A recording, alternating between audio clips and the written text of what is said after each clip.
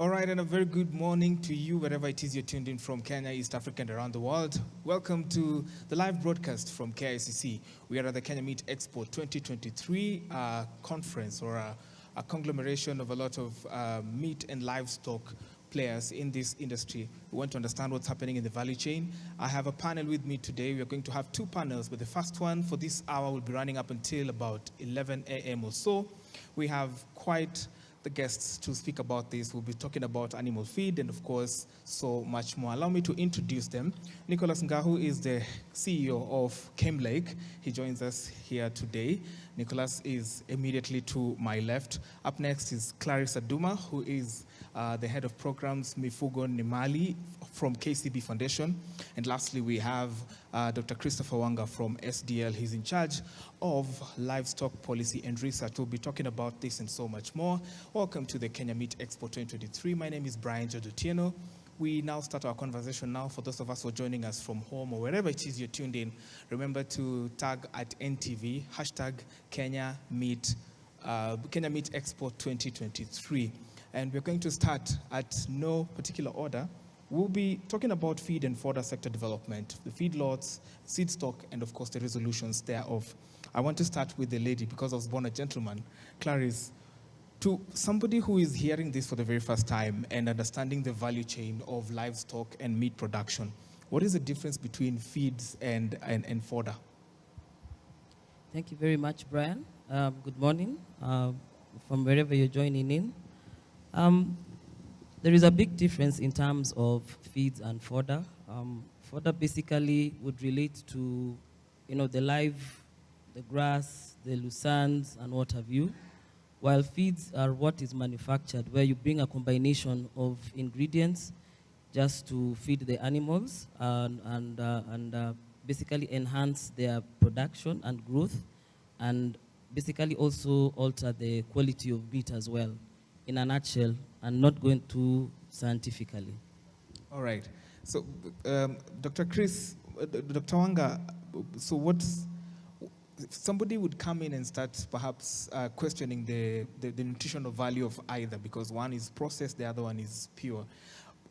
What value is there in either, the feed or the fodder?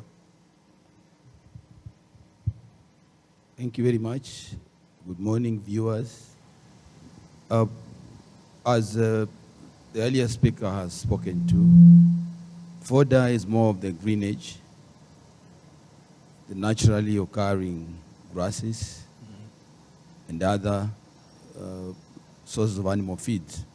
But feeds basically would involve the diet of the animal, and it also includes the fodder. What is processed and what is natural will comprise animal feed. In the animal kingdom, we don't call it food. Food is human, feed is related to animal. So whatever you feed the animal will constitute feed. Whatever you feed a human being constitutes food. So that relationship is that basically feed is much more processed and would certainly have many more nutrients balanced to meet the needs of the animal. However, fodder, being naturally occurring, has a very rich variety of minerals and other naturally occurring substances. But we do feed so that we can be able to balance the ratio for the animal.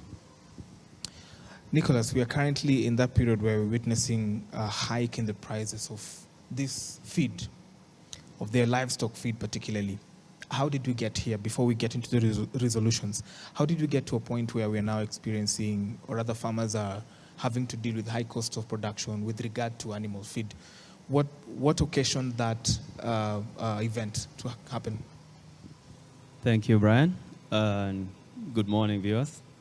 I believe it started with, in the 60s, we were not having so many droughts. And then we found in the 70s, we started experiencing, maybe one drought. And then in the 80s, they became 3 droughts. In the 90s, we are now having those cyclic droughts. And now you have seen what has happened. Last year, we had a serious drought. This year, we had a serious drought. The droughts are becoming more frequent. And then I believe there was also disinvestment from both the private sector and the government as well. because we are seeing we have so much idle land, the government has so much idle land, but we are not able to tap it. When we talk of 1 million acres in Galana Kulalu, which could be utilized for feeds, for animal feeds, for maize, for fodder and maize for feeds. That's how we ended up there. That's my opinion. All right. So you're so spot on that one, because we've just witnessed one of the worst droughts in the Horn of Africa in such a long time, and this is caused by, of course, majorly the effects of climate change, and we are witnessing that currently. Farmers, or rather livestock keepers, pastoralists, have been going through a very tough time, and we had even some of them sell at throwaway prices. So Clarice, I'm coming to you with the next one. So with the increase in prices of feeds, how can farmers, how can livestock keepers and pastoralists innovate around that and mitigate this issue? Because again, they have to be in production all year round. Thank you very much, Brian. Actually, it's a very complex situation, because you see, the other thing that we are facing is that animal feeds are competing with human food, and so naturally, human food will take precedence over animal feeds. So as KCB Foundation, what we are promoting is to try to educate and capacity build farmers on other alternative, cheaper methods of raising animals. One of the things that has contributed to environmental degradation, again, is livestock keeping. So one of the things that we are trying to do, and you mentioned feedlots, is to support farmers to establish feedlots whereby they use a combination of both feeds as well as natural fodder, in terms of feeding the animals. So a semi-intensive sort of kind of production system. In this way, then they can try to save on the feeds that they would have given the animals. It is a pilot that we are starting as a foundation. The jury is still out as to the success. But as a stakeholder in this particular value chain, we are trying to work with our colleagues all around, our partners and other stakeholders and government, just to see how we can mitigate the climate change aspect as well as the high cost of feeds. So yes, we are still in the piloting stage. Amazing. Dr. Wanga, I'd like you to come in on that conversation. The mitigation measures around the expensive feed for animals. How can farmers who have to keep on being productive all through the year, innovate around feeding their animals, especially at a time when we're experiencing these expensive feeds for animals? Thank you very much, Brian. As we all know, the cost of animal feeds arises from a number of factors. And for the stakeholder who is a farmer, it is extremely important that when we are raising our animals, let's put the cost element to ourselves. If you look at sources of animal feeds, you have the naturally occurring grass, you may plant, you may also process.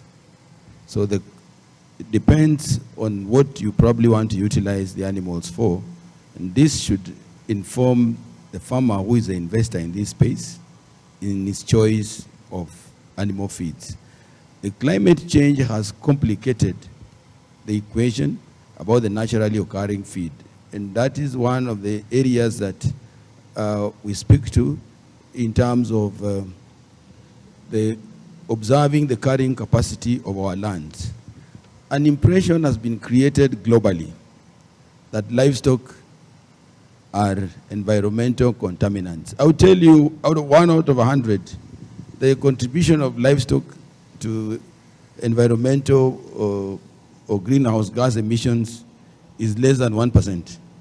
What normally is attributed to livestock, especially in the temperate areas, is the machinery associated with the keeping, the temperatures and processing. So if you look at a grazing animal, its contribution to environmental degradation is extremely minimal. In terms of prices, the government has, the national government and the county governments have closed ranks to try and mitigate the cost of processed foods. And this has involved waiver of certain taxes in terms of the inputs and incentivization of the farmer in terms of trying to seek better markets. However, the critical point which I want to observe here is feeds are farmer-centered. And it is extremely important that our extension officers are able to work with these farmers and look at the market. What do they intend to do with the animals? And now it will inform the choice of the feeds and therefore the cost of the feeds, so that once we have the end in sight, then it will be very important that our farmers will benefit from advice from our extension officers and therefore choose the feeds that will allow you to have a small return on investment, because the inputs are extremely costly, bearing in mind other variables like electricity and related costs. Amazing. So we've talked about the production part, which is very important. Now let's have a go-to-market strategy.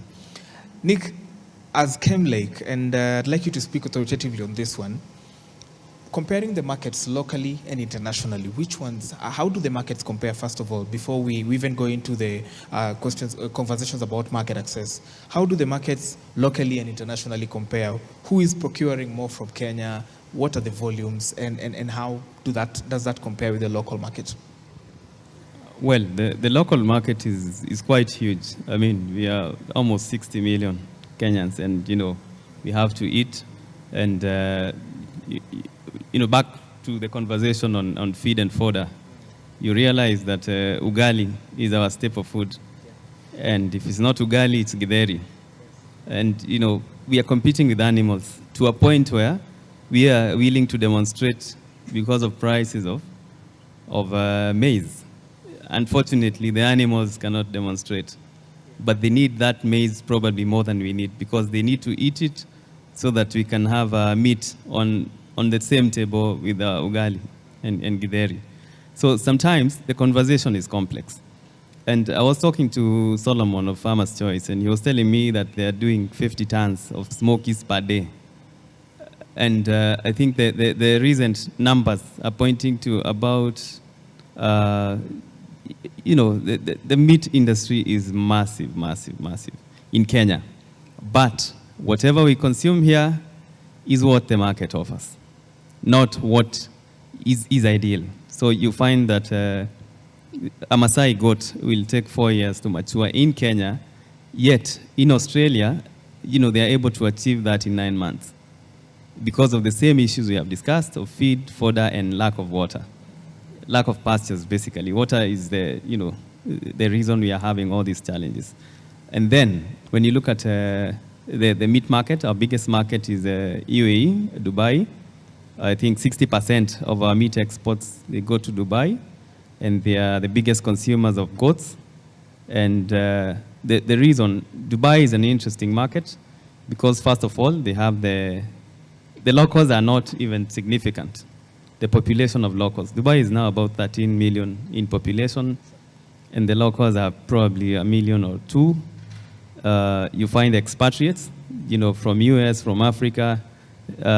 They consume a lot of, goat meat, and then sheep meat is consumed by the Indians and Pakistanis, who they are neighbors with Dubai.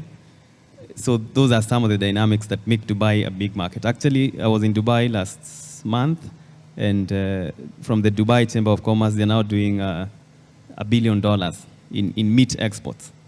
And Kenya is that only... Is annually? Yeah? Annually? Annually, yes, $1 billion, great. Which is about 140 billion from current rates.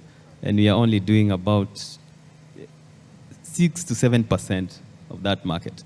And then Saudi is also our big market, especially around the Hajj, because they get a lot of, religious tourists. And, then there's Bahrain, Oman. And Oman is interesting because we are doing live animal exports to Oman. We've done about 40,000, but the orders are huge, but we are not able to meet them. And then recently, we are also doing Egypt, live animals. And then Kuwait is a small market, but they offer better prices. So if allow me to stay with you on that same point. If we are doing just 7%, who then are the competitors, or rather the other suppliers that these source markets are actually, these meat markets are actually depending on?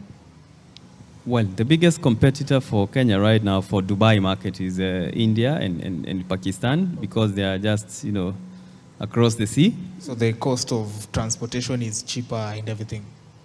Yes, the cost of transportation is cheaper, and they are also able to bring in live animals from their markets to Dubai. Okay. And then we are also competing with Australia on the international front. Regionally, we are competing with Ethiopia and Sudan. And, with the happenings in Sudan, it means we might need to exploit that market further. Before I come to Dr. Wanga rather, on how to mitigate that competition, Clarice, are there any challenges we are facing in the international market, and how do we go around them? Well, I would not be an expert on that, but from a financial point of view, I'll now speak from a financing point of view, we don't see many requests to support the export market. And these are some of the things that we are trying to really bring up our players in the sector, our local players, to take advantage of the fact that there's huge demand out there for our products. However, given the challenges that we are facing, expensive inputs, expensive feeds, the vagaries of climate change, then it also becomes risky also from a financial point of view to support some of these initiatives. So what the bank has invested in through the foundation is to try and support local players in terms of building their capacity from an expert point of view, so that then once they're up to the levels and standards that are required, then the bank is able to finance them.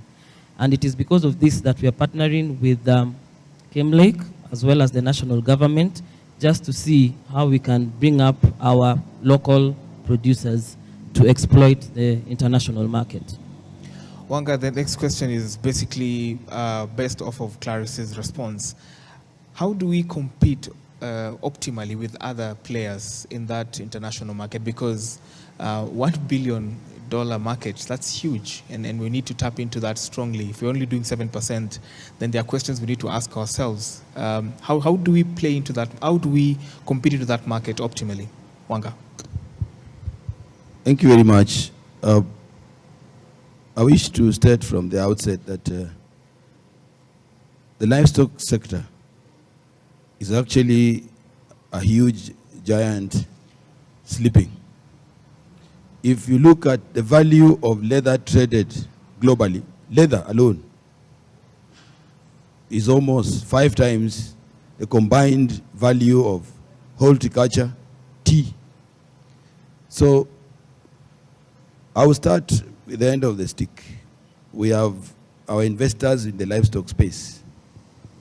Let's close ranks and we seek and seize these opportunities. If you look at the live animal trade, there is quite a bit you lose in terms of processing. So as we focus on the live animal trade, let us look at the potential of processing within the country, Kenya, and exporting. Because then you have the meat, then you have the other body parts, you have the hides, you have the skins, and then the attendant processed products. This is a model that will really enhance the prices of these products. Now back to the production system that we use. Most of our animals in the space of meat are raised on very organic traditional systems. The ones in the where you have highly commercialized feeds is especially within the dairy industry. So within the meat industry, most of our animals are raised under a very natural environment. And this now brings in the idea of how do we go about it. And the critical point we must address is the issue of the carrying capacity of our farms, the mitigation of the adverse weather. We have to look at what can we do. And in that space, the government, in support of the World Bank, commenced a very critical project called DRIVE, de-risking livestock livelihoods. And the DRIVE project is focusing on the main arid and semi-arid areas where most of these livestock are reared. And the focus is to attract financiers to this space. Livestock is risky, as you have heard. When you have drought for 6 months, you lose the investment. Even if you had them as collateral, then you have a challenge. So one of the critical focus that the State Department of Livestock is working on is to up the skills in ensuring reduction of risk to livestock enterprises, especially in these areas where livestock is grown in large numbers. And this is going to provide a very steady source of animals that we can approach our markets with. Because as Gauss spoke to earlier, the Kenyan population is huge enough to provide sufficient market for our products. But what is the price? So the attractive issue about the export market is that the prices are a lot higher. And therefore, the return on investment for the farmer would be much higher, and the farmer would likely to break even. And that's why we strive to address the challenges of the export market. And in that space, we look at very many factors. We look at disease, because that's a major obstacle to the export market. So effective disease control, this is where you bring in the counties, you bring in each and every player along the value chain, that let's control disease. Let us make sure we have enough feed stored so that our animals don't lose on their body weight. Breeding. You see, you may have all the feeds, but when you have those inferior breeds that grow for 4 years, then it's not beneficial. So in cross reference to the challenges in the sector, we have a major program on upgrading of livestock, especially the small stock, sheep and goats, where the natural selection breeding is going to be combined with artificial insemination so that we have fast maturing breeds to be able to address our needs for the sector. You mentioned 3 important things. This is just a follow-up comment onto your statement. Number one is that the local market alone can sustain the production. Of course, before we even think about exporting, but definitely we have to also supply to the international market. You've also talked about de-risking, which is very, very important. We haven't as many insurance firms that are de-risking livestock production. And lastly, on the funding, which brings me to Clarice. What are some of the available funding opportunities for livestock farmers? The funding opportunities are immense. There are various types of funding. One of the things that we try to propagate is contract farming, whereby a farmer has a contract with a buyer. That again also gives some element of de-risking, because we are assured that there's going to be a market at the end of the production. We also try to encourage as much as possible farmers to take livestock insurance in the event of any calamity, such as the droughts that we've had. And now you can see the floods are carrying away livestock. We've seen several reports. They're able to be compensated and not be stranded after the occurrence. Again, we also encourage our farmers to try and adopt modern breeding techniques, just as Dr. has said, relying on the traditional breeds that take too long to mature. Again, from a financing point of view, the longer the money stays out, the higher the risk. So those who adopt modern farming techniques have a better advantage in terms of financing. And again, also exposure. We also try as much as possible to encourage them to get to know what the market wants. So we try to encourage them, don't just produce for the sake of producing. Try to understand what does the market want. Look at from the end, from the demand side, and then we can look at the supply side. So from a financing point of view, there are various aspects that we look at, but those three main ones that I've mentioned are what ideally a financier will look for. What is the market? What technique are you using? What are the breeds? And so on and so forth. Yeah. Two follow-up questions on that. You mentioned that insurance for livestock farming is really on the rise. Do you have some numbers to give that perspective? And then number two, when you're financing now, what's the security?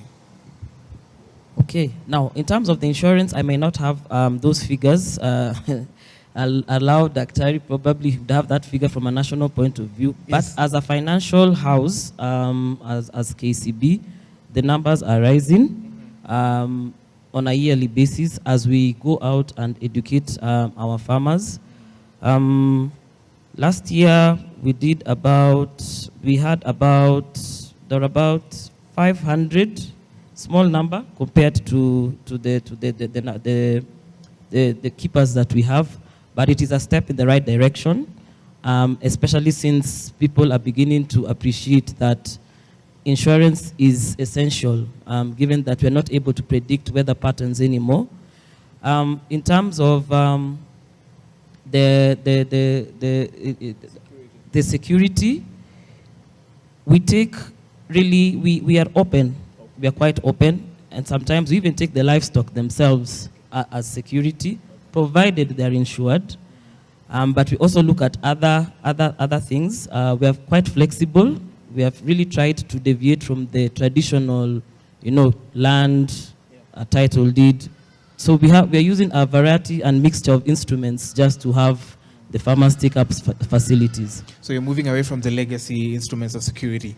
Yes. I'd like to talk to Nick later on about, just after Dr. Wanga has spoken on this one, on our other partners that have also facilities for farmers, whichever funding method there is.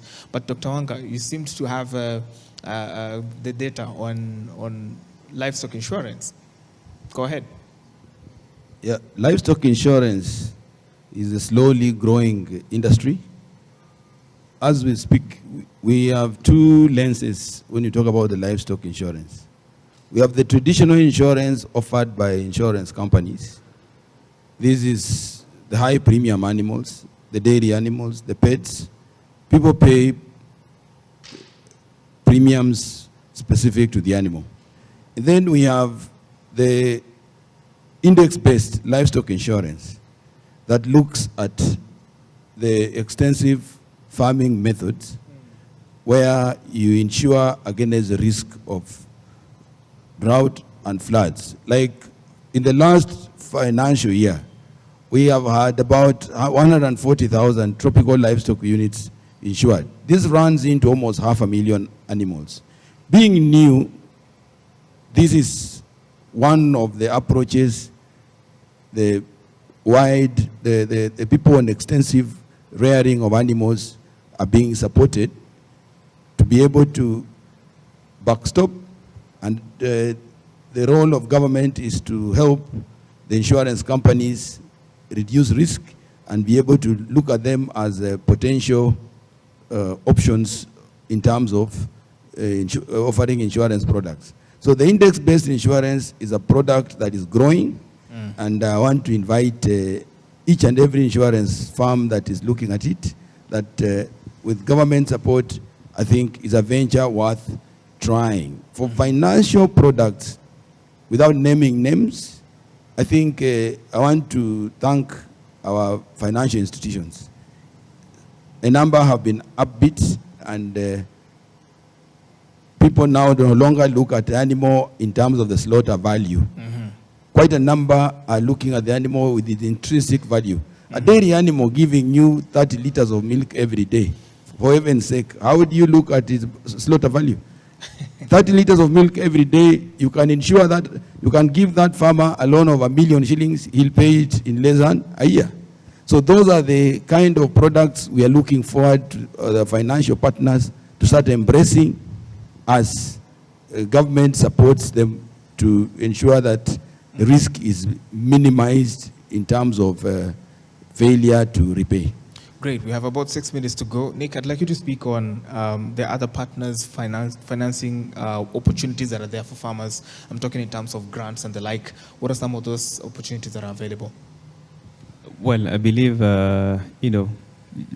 without sounding like I'm favoring, KCB, given our partnership, I believe KCB is doing a lot in terms of, feedlots.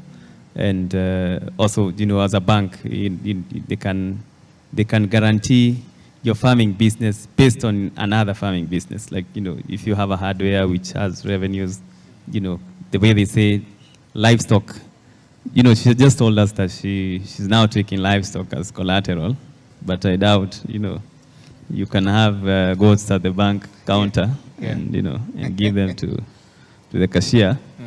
But that's and then the partners who are represented here, USAID, they're doing a lot in the ASAL regions, and there's a lot of interest. Dr. Wanga has spoken about Drive. Yeah. Drive is massive, as in there's a high potential to turn around the livestock sector. I'm going to stay with you. Let's talk about logistics, especially when the producers are going to the market. Where are we as a country in terms of things like refrigeration services, things like halal stamping? What are some of those facilities that are available to the producers, especially those who have ready meat to be consumed in the market? Yes. Well, for export, we have 8 export slaughterhouses in Kenya, including Kenchik, and I believe majority of them are near Nairobi. We have other international abattoir for counties which are not operational, but there are initiatives to turn them around, and the existing slaughterhouses. Each town in Kenya has a slaughterhouse, so we are looking at over 300, local slaughterhouses. Dr. Wanga, are we there yet with the facilities, especially those that are available for the farmers who are producing, and with regard to supplying the market? Are we there yet in terms of technological? And this will handle in the second session, but yes, we just wanted to hint on that as well. We are not there yet because we have not had very, very accurate information to us so that the investors would be able to target the investments, because again, the government infrastructure can only be so much. So this is work in progress, but I think as we avail much more accurate data on livestock resources, this will inform investors on where to put their money. Do you think it's because we are largely an informal, it's largely an informal sector where there's no maybe records, inventory, and the like? This is the position, and as government, there's something we are working on. I want to invite all stakeholders to support. We are working on a livestock master plan that is based on very accurate livestock resources data countrywide. So at a button, a producer, an investor, a processor will be able to know if I put my fridge in Turkana, for example, I have 5 million sheep and goats that can be able to sustain that enterprise. Amazing. Let me come to the banker. Let me come back to the banker. You've painted quite a beautiful picture of what you're doing with the farmer on the ground. But now there is now the point of processing facilities and the like. Do you also have products or financial products precisely for people who want to set up those support sections, whether it's through logistics, clearing and forwarding, halal stamping, refrigeration services? Are there those ones? Are there supports for that kind of production in the value chain? Thank you very much, Brian. Yes, very much so. Actually, there is more support towards that end. We support the entire value chain, and not only just in terms of giving facilities, we also provide guarantees and trade financing opportunities for those who maybe need to import equipment. We facilitate that, and we also as a financial institution, have our own insurance intermediary that supports in the livestock insurance component, as well as insuring the equipment, buildings, and what have you. So yes, we are a one-stop shop. Amazing. All right, this is my cue to give each and every one of you at least a minute and a half or so for your parting shots with regard to market access and to the person who is looking at livestock farming, production, sale, export as an opportunity for them. Nick, go first. Well, I think the opportunities are huge, and livestock, just like money, it's a medium of exchange, it's a store of value, and, it can be used as barter trade for, the cultural one. And given the population growth and urbanization, the more money you make, the more meat you put on your table, the more you move away from grains. If you're making more money, you can afford, more expensive cuts, different types of cuts for different things in the kitchen, for different recipes. So where we are going as a country and where we are going as, as the world, we are going to need a lot of food to feed the population. So there's a lot of opportunity. They say the next billionaires will be from agriculture. It's not a joke, it's real, and I think it's time the private sector, the government, and development partners saw these opportunities and invested in them, because that's where the money is. Clarice? Speaking from a money point of view, there is a lot of money to be made in livestock. But again, from a conservative point of view, many people, we tend to be conservative. The reality is that the risks are there. However, there are ways of mitigating these risks.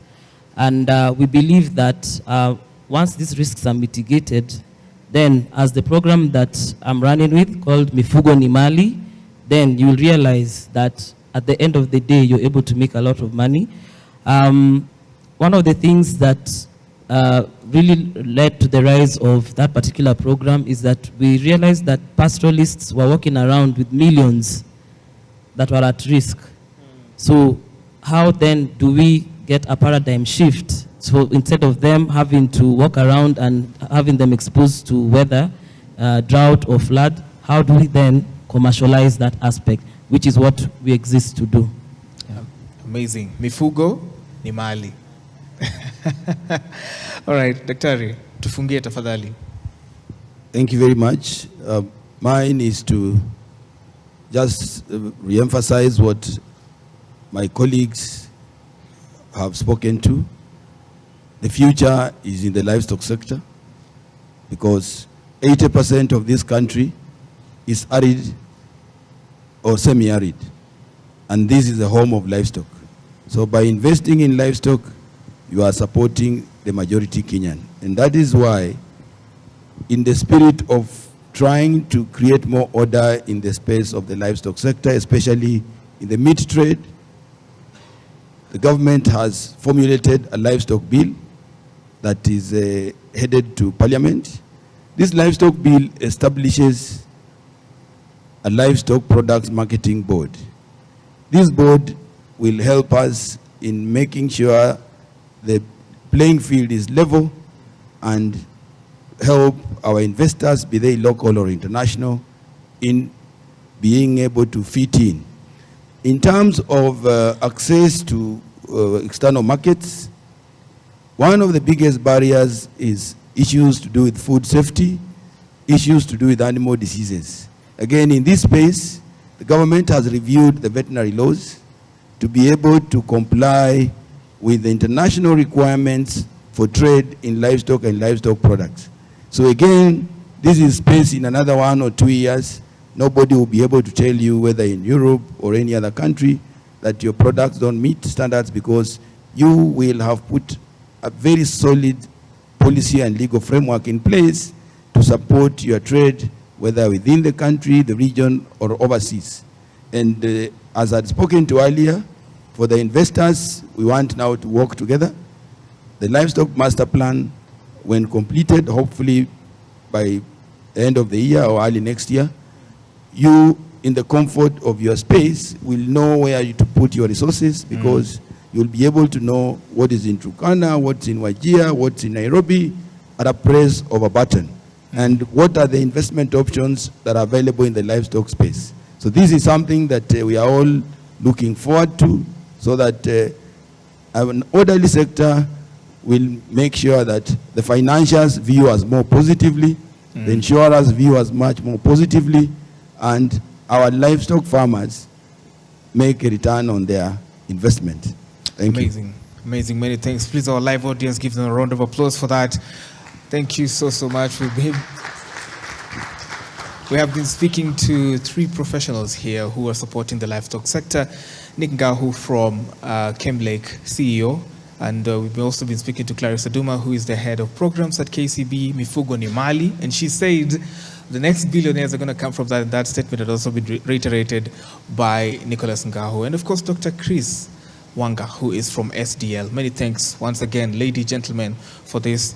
And we'll be back with another conversation on the same and exploring how technology and innovation can also be employed in this very crucial market. So don't go too far. If you have time, please pass by at KICC. Continue the conversation on social media. Hashtag Kenya Meat Expo 2023. We'll be back in a short while. Don't touch that dial.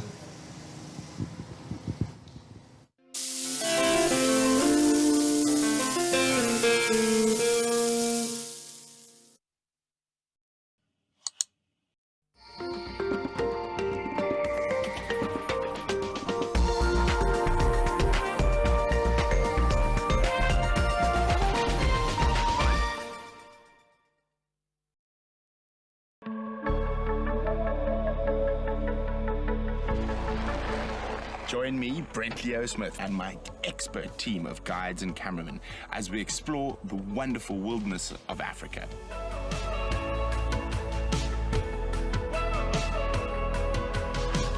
These expert guides and cameramen strive to bring the wildness and magic of Africa into your living room.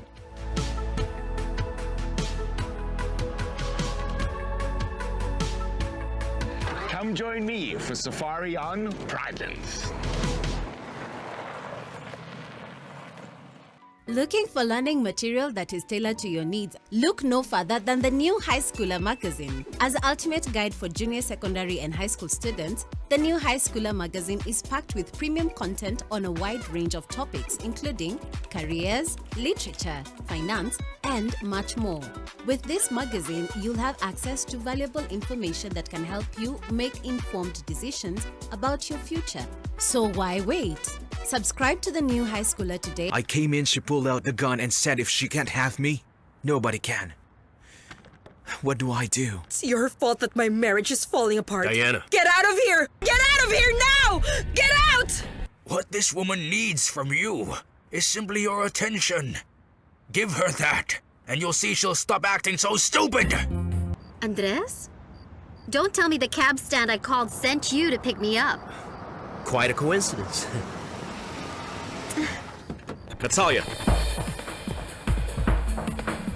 Head over heels.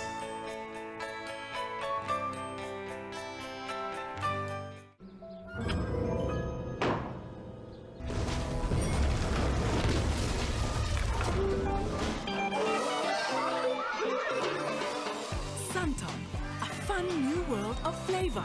Fruity freshness in every sip.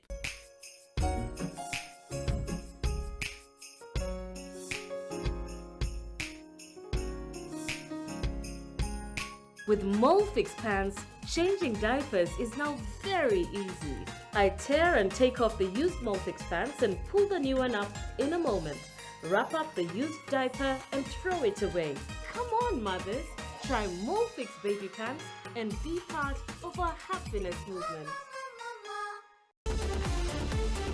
In the 19 years since Arsenal's most recent Premier League title, it has finished in the top 4 12 times, twice as runner-up. Which appears to be where the Gunners are heading this season, with Manchester City ready to seize the championship. But after 6 straight seasons of finishing no higher than 5th, Arsenal has made progress this campaign, even if the wait for another title is about to continue.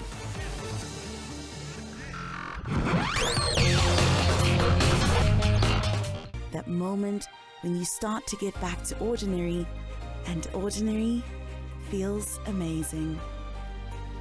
Whatever pain you're going through, release starts here.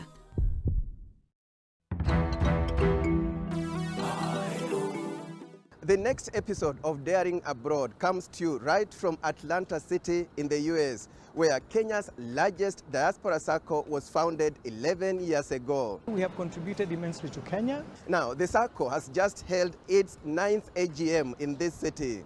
It is a big circle doing well, but it still has a very big potential. Find out how members are using the circle to invest here and back home. I have taken my first loan with the circle. I'm going to buy a property in Nanyuki. We will also tell you about 3 members who have come together to invest in a rare side hustle on the outskirts of Atlanta City. Kenya USA Diaspora Circle this Saturday at 7:30 p.m. on NTV.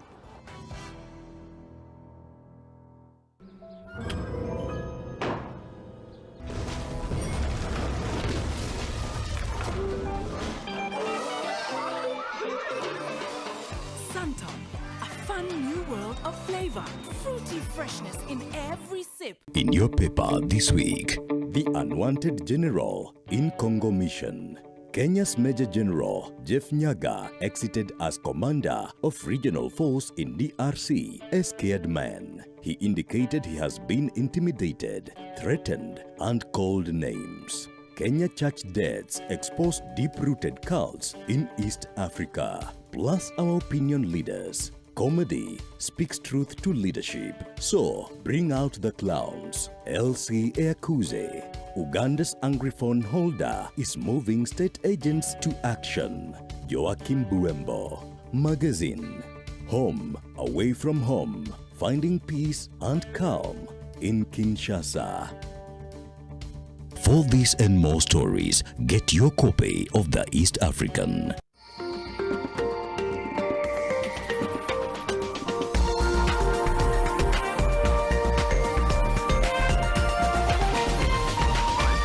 This is NTV.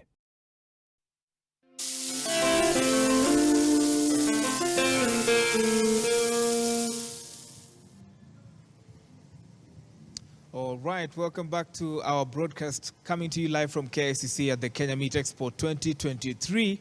My name is Branji. We are in our second and last part for the mid-morning sessions. We'll be talking about production, innovation, and of course the whole process of value addition in this session that is clearly power-packed. And my guests are here with me today. My panelists are here. I'm going to introduce each and every one of them one by one. Again, forgive us, the gender question is not balancing. So I'll go with the lady first. With us, we have Ms. Wambui Bariri, the CEO of Retrack. Yeah, there you have her. And then next is the Senior Manager Livestock Program at Gatsby, Dr. John Wamahio. Yes, on the far end. And then Ernest Njoroge, Dr. Ernest Njoroge, Resilience Team Leader from USAID, is also here with us. And last but not least, John Long, President of Jarvis. Ladies and gentlemen, once again, good to see all of you on the panel today. We want to talk about production innovation and emerging solutions for the meat sector. And we just want to trace the evolution. I'm going to go with Ms. Wambui first. How has meat production evolved, especially from a value addition perspective, the production process, the technology thereof, and finally in the output, and how that is having an impact in the market? What's the evolution look like? Thank you very much. I think I would start by maybe setting up a supermarket situation, because traditionally meat was sold only in informal or semi-formal setups. So through evolution of the sector, meat then came into the supermarket. I think we've been doing meat for about 10 years. Now coming into the formal sector, and we do have also outside the supermarket sector, formal butcheries. We've had Prime Cuts out there for a while. We've had Happy Butchery out there for a while.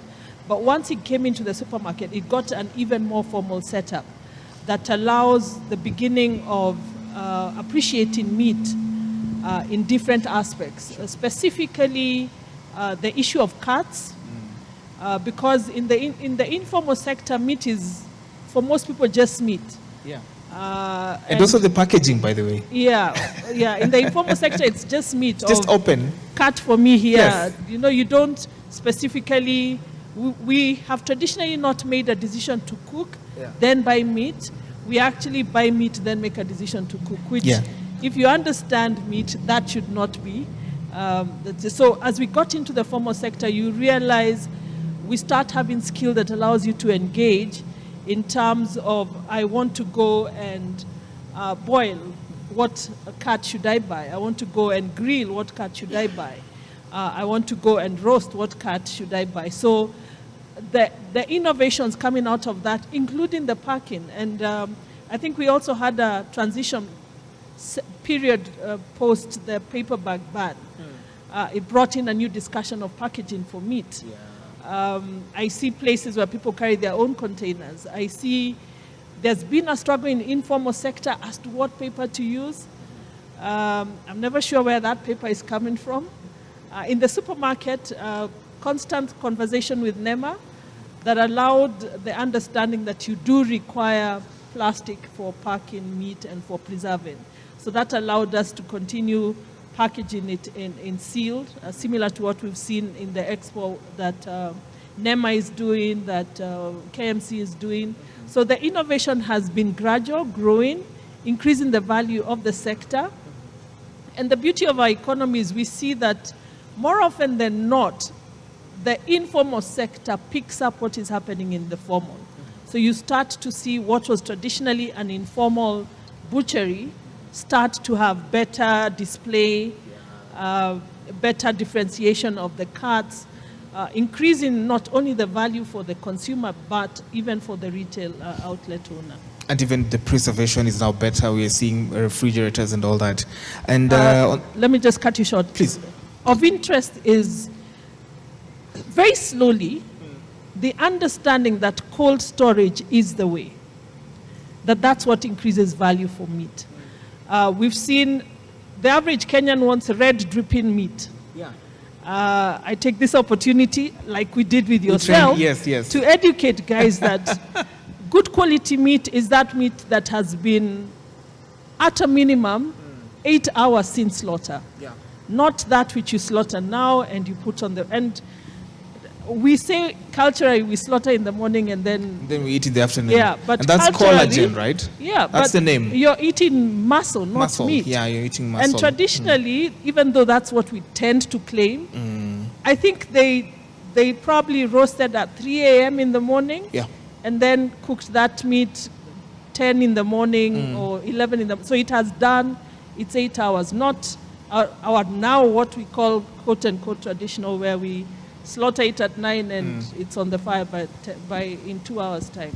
So just adopting cold storage and realizing that curing of meat for a minimum of 8 hours does the trick for good meat. We learned that there's actually nothing called hard meat. Hard meat is purely because you didn't let it do the 8 hours or you're cooking it in the wrong way, etc. But okay, we'll come back to that conversation later on. And also in the conversation around conversation around meat packaging, the media is a big player. If you know, you know. Dr. Omahi, I want to come to you on this one. Traditionally, the high level of preservation, packaging, value addition was the government's job, Kenya Meat Commission, for the longest. And they opened outlets and go-downs in towns, various towns in Kenya. There's one in Eldoret, which, of course, there's a process of reviving it and all that. What was the impact of opening that space up to the private sector? Thank you very much. I think the meat retail business is very profitable. Yeah. By the way, it's the only business that you make between 40 and 50% margin. And therefore, this gave the private sector to have a share of the pie, and they have really enjoyed. Maybe the tragedy is that the way that was released to the private sector was not really under the guidance. If you compare this to other sectors, for example, dairy has been really had held by the government and the government agencies, and compare that with meat that, as we're saying, as Umbe is saying, meat is meat, and we buy meat. And I will throw this back to you, that when you buy meat as meat, nataka nyama, you end up buying, most of us buy meat that's 40% bone, which we ordinarily don't eat. Maybe if you're doing stew for soup, but 60% flesh or muscle. And that's, so you end up paying so much for so little. And I think this probably is a good call that we could redirect, and gatherings like this is one step in the right direction. Amazing. So let me come to Dr. John Long, Mr. John Long, the president of Jarvis. What are some of the production innovations that are promoted Kenya to increase the meat production to where we are seeing it currently, whether it's applying for the local market or international? Well, that's what we do. We've identified the African market now as the next key market for the world. Yeah. But there's an educational process. We have the technology, we have all of the rules and regulations for everybody to meet international standards. And that's our key purpose. We want food safety, food security, not just the technology to improve production, but this market, your market, is going to explode in the next few years. Nairobi's office is 1 year old, but we will soon have several other offices across Africa, because your whole market, the African market, is going to explode. You will never be able to produce enough protein for you or the world. So we've got a long process ahead of us, but we're here to educate and provide any of the technology that you need for any aspect of the slaughtering, livestock, animal protein, everything. So, you know, we're going to open up more offices across Africa, because this is going to be an unbelievable market. Dr. Njoroge, I'd like you to come in on the same. What are some of those production innovations that are currently being employed for the Kenyan producers to be able to access our market and, of course, increase production volumes? Thank you so much. I think some of the innovations that really help the producers include the IT and connectivity, and the presence of phones everywhere in Kenya. Kenya is currently leading the region when it comes to connectivity, where producers can actually communicate with buyers through online platforms, through they can receive payments through M-Pesa. I think that is, in my opinion, a very, very good move. And if connectivity can go through the entire country, where a producer in Moyale, a producer in Garissa can actually connect with the market, wherever they are, and they can receive payments, and then animals can be delivered. That, in my opinion, is quite critical. The other issue I want to add is, you see, when you walk alone, you can walk fast, but you won't walk far. Yeah. But if you walk when you are many of you, you'll go very far.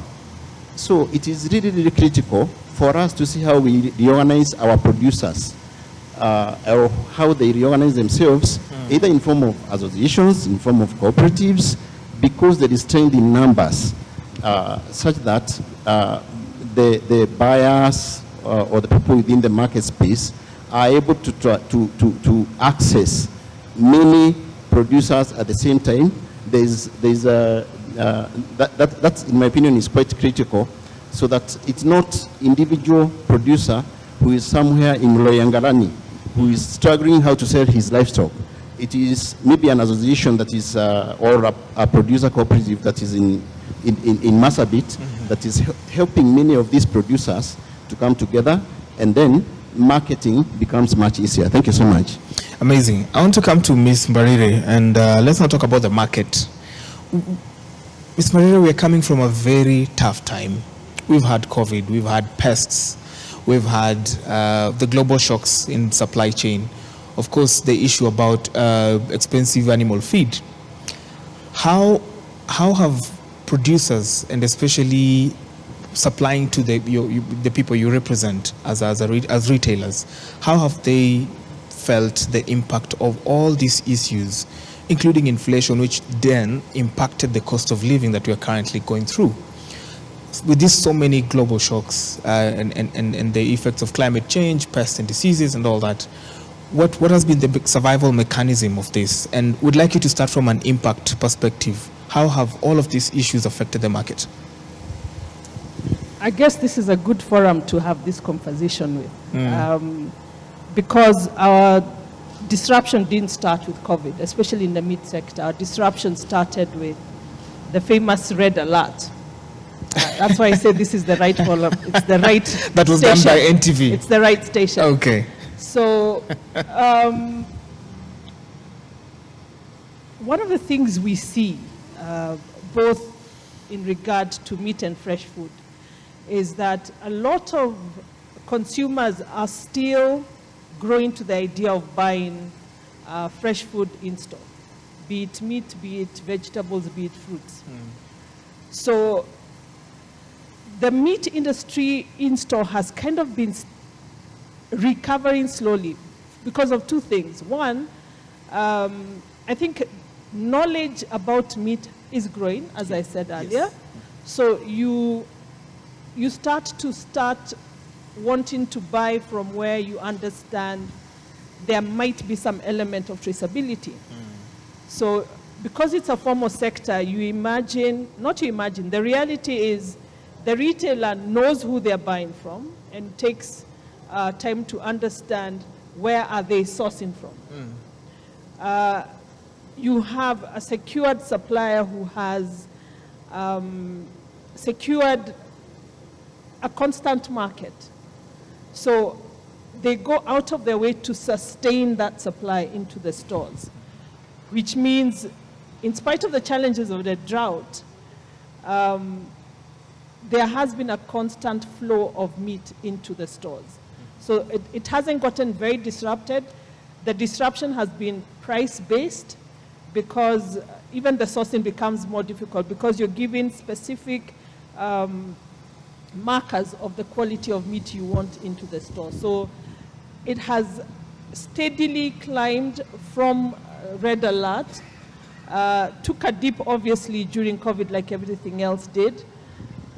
And the dip, I think, with red alert was probably larger than with COVID. Do you have the stats? Let me not quote. There would be individual figures. But that has been constant and we've seen it grow post-COVID. The beauty of the discerning, quote-unquote, middle-income Kenyan that we talk about a lot is that they're also looking for the convenience of a one-stop shop, which, again, works in the favor of the retail outlets, especially those that have both fresh food, meat, FMCG provided together. So it's been a steady grow. It's been a steady grow through. It's interesting to note that even with the online presence that has happened, we see meat being bought online, which would not have imagined. We are moving away from that. I must see, I must feel before I buy, especially for consumption, not for food consumption, not furniture and clothes. But I would say it's been stable. It's been stable. There's a slow, continuous growth in it. Amazing. Dr. Njoroge, I'd like you to speak on the same, the effect of the global shocks on the livestock and meat market. Thank you so much. I think one of the biggest challenges that we have faced in the last few years is multiple shocks, including the red alert that she mentioned, where it depressed the market, COVID-19 that locked the entire country. We have had very, very severe drought in the last, with 5 failed rain seasons. And with this drought, we lost about 2.5 million animals which is equivalent to about 2 billion Kenya shillings. And this loss is actually coming from producers. It is the producers that are losing everything. So it's making them poorer and making the country even more poorer. In some of the areas of this country, we also faced Rift Valley fever outbreak in places like Isiolo, in parts of Garissa, and this is a major shock. In addition to that, we have been faced with very high levels of inflation caused by Ukraine crisis and other international shocks. So it is really, we must commend ourselves because we are still standing. The country is still standing. Pastries and livestock producers and business people are still standing. We have done, in my opinion, very well compared to these types of shocks. The biggest, the challenge we have with shocks, it's like if you have your money in the bank, and then every 2 to 3 years, there is fire that comes and burns down the bank. Now, how you survive after that is a challenge.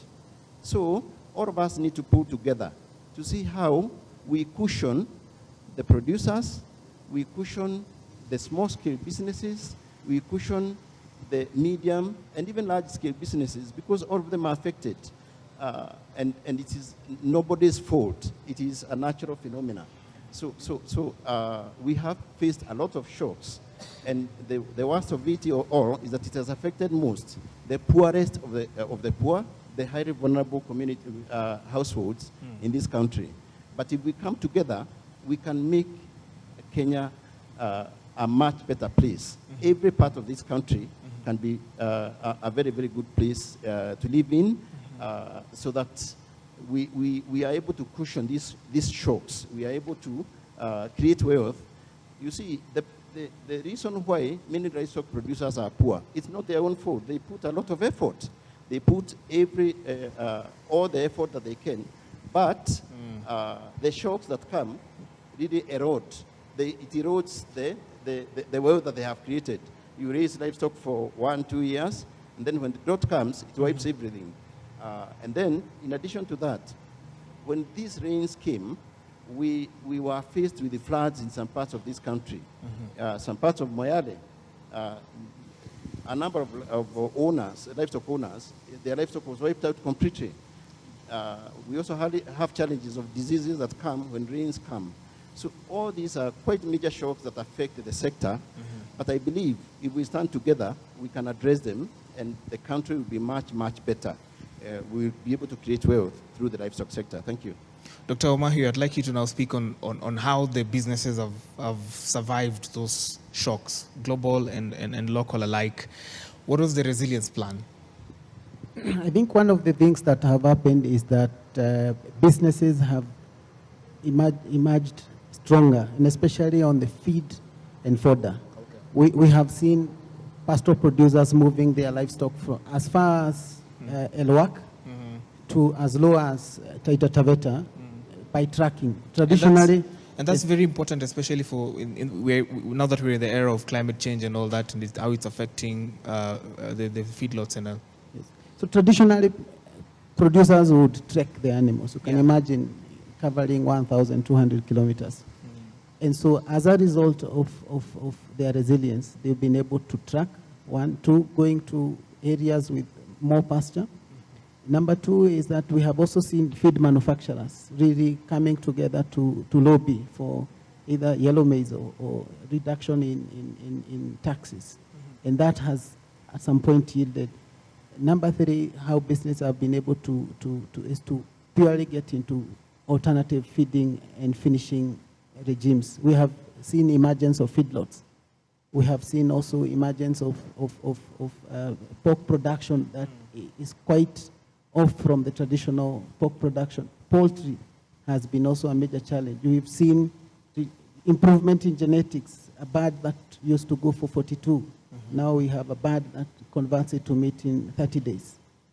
I think also in the meat space, we have also seen businesses being creative, adapting to the changing environment, where in the past, businesses would offer meat on bone, and now we're seeing deboning, differentiation of meat products. traditionally, you didn't get minced meat in a local butchery. Today, that is happening. We are getting bone meat. Every butcher today has a bone saw, innovative, that can now cut that bone to the size that the consumer cannot complain about. In the past, we used to use axes and pangas, very crude ways, but we have seen over time this changing. Does that have an effect on production, by the way?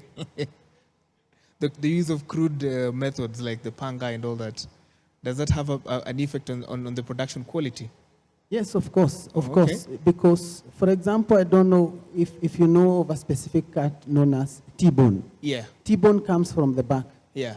And so when you're splitting the back, what we call the spinal, using an axe, the bone shatters. And so if you use the modern technology, we're using a saw, the cut is so smooth and presentable. Whereas consumer preferences have become sophisticated. We go to a hotel and ask for T-bone. We go for ribeye. Yeah. But the business, if you used a crude weapon, cannot get that. You can't get that. I'd like to ask John Long 2 questions, especially from your point, which is basically a follow-up question. Do you think globalization is the one that's pushing this kind of professionalism in meat processing? Because you go to high-end hotels, 5-star, 4-star hotels, there are meat, even in the menu itself, you see T-bone, you see very, very specific cuts and all that. Do you think globalization is the one that's pushing that standard practice, especially with regard to production? And then the next question will be about how to innovate around the challenges that we are facing currently in production. But yes, talk to us about that. Absolutely, globalization is pushing the market. You know, I have customers, I've spent the last 20 years in China, and I have customers begging me for protein from any country, wherever I can find it. That's why I said earlier, you will never be able to fulfill the demands for protein here or any other market. And you had an interesting comment about websites. In China, there are 50,000 websites where you can buy meat online. 50,000 websites that you can buy meat online. That's how that market has developed. I hope the tech bros are listening.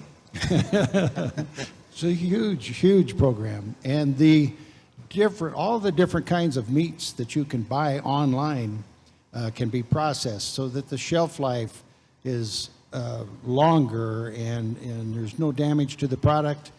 It's safe and secure.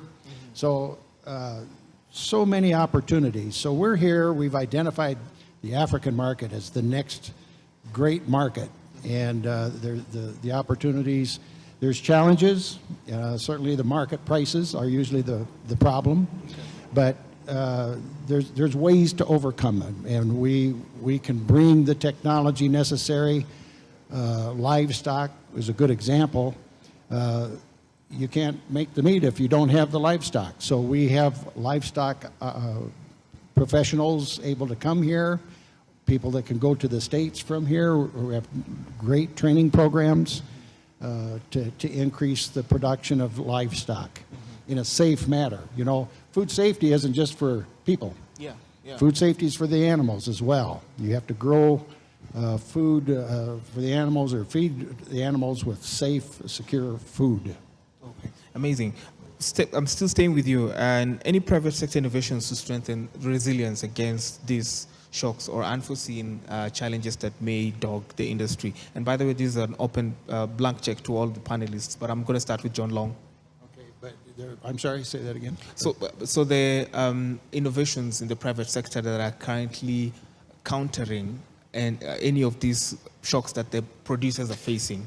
Well, there is. These are the challenges we're speaking of. But we've talked to several individuals here that are willing to take on the risks and in all aspects, live animals production, meat production, to get this thing going. They see the market potential of their own products. And, certainly we have challenges, but we have ways to deal with those challenges. Feeding animals, for instance, in confinement centers. You don't have any more pasture land, so everything's going to be confinement feeding now. But we know how to do that. We can show you that, And we have programs to teach people here, or and people that can come to Kenya to teach here. Ms. Barire, most of the people you represent are private retailers. How are they innovating around these challenges? Because we're also seeing some of them taking action and doing their own packaging in other industries. I've seen sugar that is packaged by specific retailers, seeing processed food, grains and all that. Are they considering meat as an option? I don't know. Sorry for that. Okay, technical team, we're going to fix that. Meat, okay, it's back. Okay, so meat has been an option. The thing about retail, whether formal or informal, is that you can never go wrong with food. Yeah. The demand for food is a constant demand. Remember yesterday we have a shortage of 300,000 tons that we need to find even within our own local market. So yes, definitely looking for ways to fill that gap. And one of the things I see around that innovation is, if you look at, I think what Dr. Wamahio has said here is, there's a greater demand for sustainably managing the meat you have. So if I'm selling meat and I'm using an axe, I lose part of that meat because as the bone splitters, it goes on to meat, and when I'm buying as a consumer, I don't know, I can see the splinters of bone, so I say I don't want that. Mm-hmm. If you're not cutting it properly, it's how you end up with some pieces having more fat than other parts, meaning your waste at the end of the day, quote unquote, in terms of bone put aside or fat put aside, is that much more. So your losses are therefore increasing. So investing in technology, especially cutting technology, one, and two, weighing technology, even in your most basic informal butchery, you realize I have not personally seen, even in the village, a butcher weighing meat with the scale that used to have those weights. Yeah, they've moved it a step further so that you're getting better measurement, not losing any meat, and obviously not taking any out of your consumer. And accurate pricing, by the way. Yes, which also helps in that accurate pricing. Packaging, obviously. Post the ban, there was a struggle because I don't want to bear the cost as the retailer. The consumer is thinking, I'm buying the meat from you, what do you mean? That you now want to sell me the paper. So finding convenient packaging for that meat. Pre-packing, as you spoke. Pre-packing is an age-old tradition in retail. Yeah. Known in Kenya as blue label, but it's really not blue label, it's own brand labeling. And that own brand labeling is done regardless of where you are in the world. Tesco has its own. We saw when the South Africans were here, they had a lot of own brand. And own brand is supposed to benefit the consumer. It's supposed to sustain an affordable price for the consumer because it's always cheaper than the branded one. If I take, say, crisps from Crackles and take crisps from supermarket X that I just branded that, it will be a price lower. Quality is the same, and that's a conversation that we really need to have.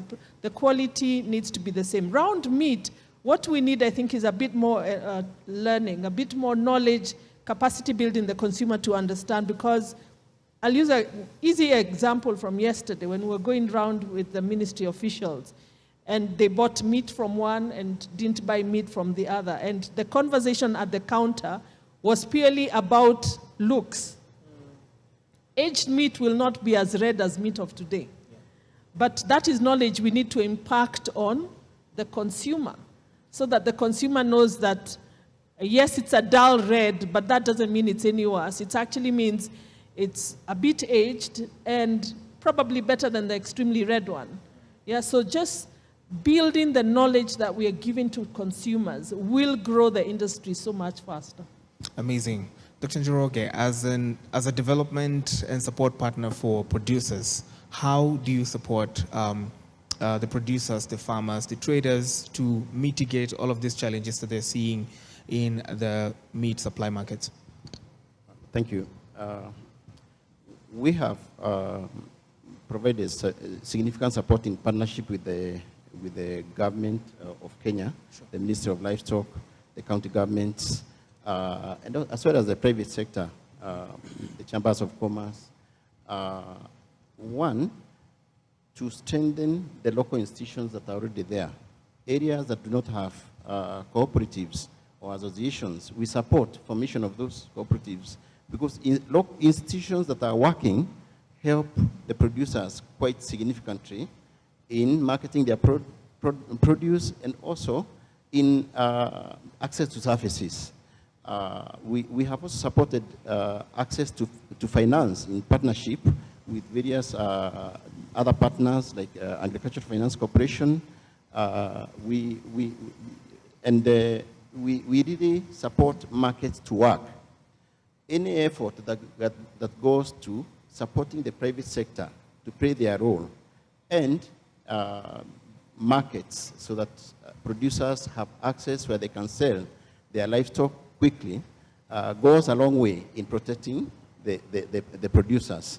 So we have put a lot of effort in partnership with the various partners that I've mentioned to ensure that markets survive the shocks and producers are able to sell and earn income from their livestock instead of losing all their livestock when there's significant shock.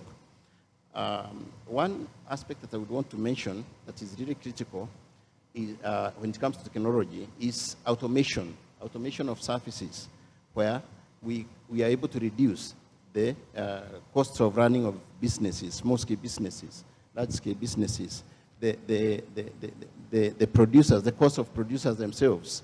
That plays a very, very critical role, and we are supporting that as well. Automation of services, where a farmer or a producer who needs services will just need to tap their phones and access services that they need. That is quite critical. And also, one characteristic that we noted, particularly when there is drought, and drought comes every 3 to 5 years, is that markets in rural areas where livestock is produced in large numbers, they tend to collapse. So diversifying the businesses plays a very, very critical role in supporting these markets to survive. Instead of a market being a single commodity market, say it's only a livestock market, can it be a form of a supermarket where the producer will get everything that they need? They will also be able to sell their livestock quickly so that the processor and the middle business person is able to access quite easily the products. And also, we try our level best to reduce the time that livestock stays in producing areas, so that there's a high turnover of livestock. The more livestock stays in producing areas because it has not been bought, the more vulnerable these households are because of the various shocks that we mentioned earlier. So if we can make the system quite efficient in a way that within 2 years you know that your bull that you are producing, you'll be able to sell it. We set up various mechanisms, feedlots, the different aspects that can help high turnover and of producers, and the businesses that are involved in meat sector are able to sell their products as quickly as possible for them to make profit. I think that would be quite nice. Thank you. And Ms. Pereira will tell you that for an animal to stay so long in the production area, it also lowers the quality of meat, right? 30 seconds for that before we go to Mr. Omo here. The older it is, the harder it is. Oh, yeah. Okay. Yeah, so the younger the animal, the more tender the meat. Great. Dr. Omo here. At a personal level now, how do you advise a producer, whether it's a farmer or a processor, packaging, how do they mitigate against this resilience? Are there new ways, perhaps through R&D, research and development, that you're citing, perhaps best practice in other markets, other production markets, benchmark practices that you're seeing, and you could advise a producer or a viewer who is watching now, or even one in the audience, on how they can self-mitigate and be resilient in a market that is constantly dynamic, dogged by shocks every other day, unpredictable market practices? How do you advise them? Thank you very much. I think one of the key areas to really focus on, and where we lose as a country, is in production. Our productivity is quite low and inefficient, and in this case, in the pastoral production areas, we only sell when we need money, which that means that we can hold on to our bull because it is nice to have it for longer, but what we really advise is to sell when it is the right time to sell. The second bit of it around productivity is we know we will get into drought every 2 years. Yeah. And animals ought to give birth during the time of plenty. And so what we also advise is synchronization. Traditionally, goats would behave that. They would get on heat at a time to synchronize with the time of birth, that when the young ones are born, there will be a lot of grass. Today, because of migrating with animals, our cattle cannot do that. There is a technology, modern technology around synchronization, and that enables you to time production to times of plenty. Now we are at the time of rains. In another 2-3 weeks, there will be a lot of grass. Most producers in the northern part of this country bought hay at close to $4 a bale, which is about 6, 7, 10 kilos. What are we going to do with hay, with fodder now? There's so much grass. And in 9 months, we'll have very little. At the business level, meat processing level, we have seen introduction of refrigerated vans. Yeah.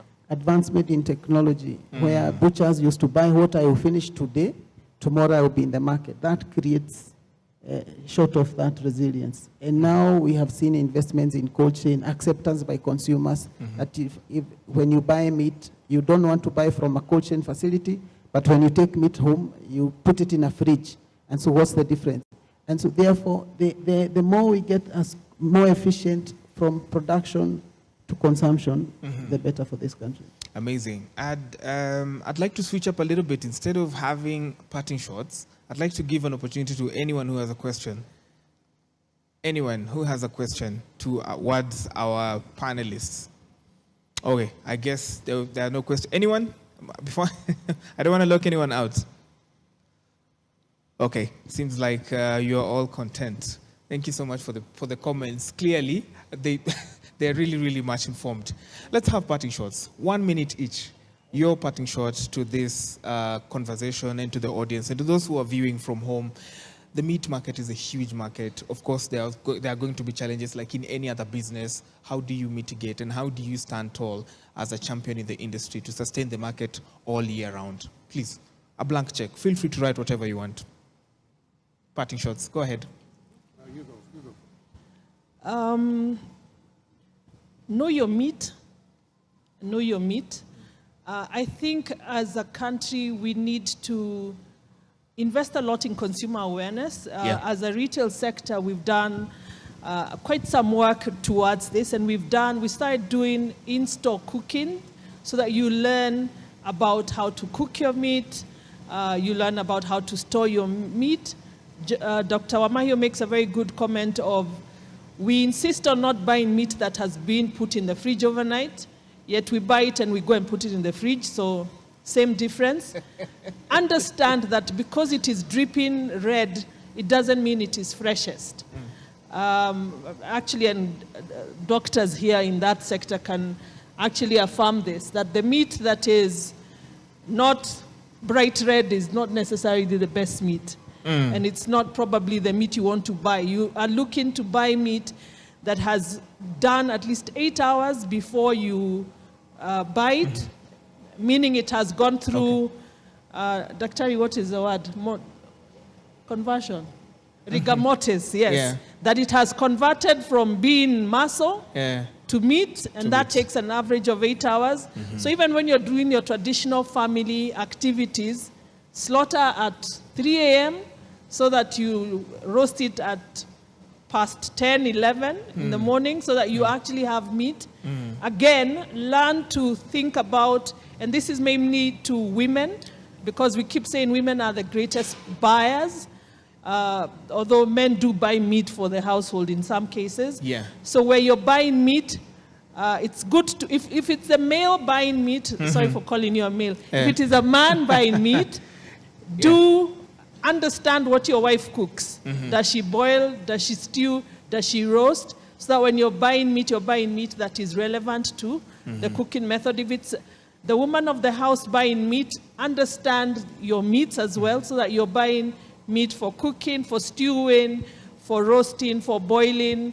Understand mincemeat, lean and fat, but usually they look the same, so that we actually start enjoying the meat. And let's not focus only on the red meat. I think we have made this a meat expo, and it's not about red meat only. There's also white meat. We have a few fish exhibitors as well. Let's spread the meat we are consuming. Each has its benefits to us.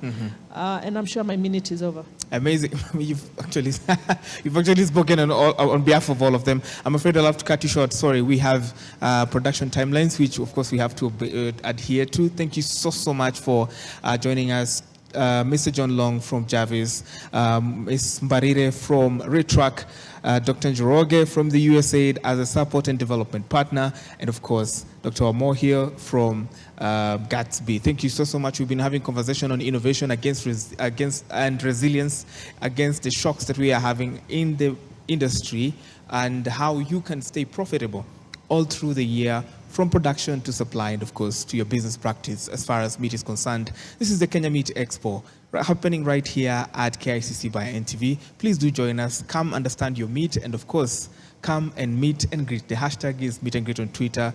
Do keep having the conversation. My name is Branji, signing out for now.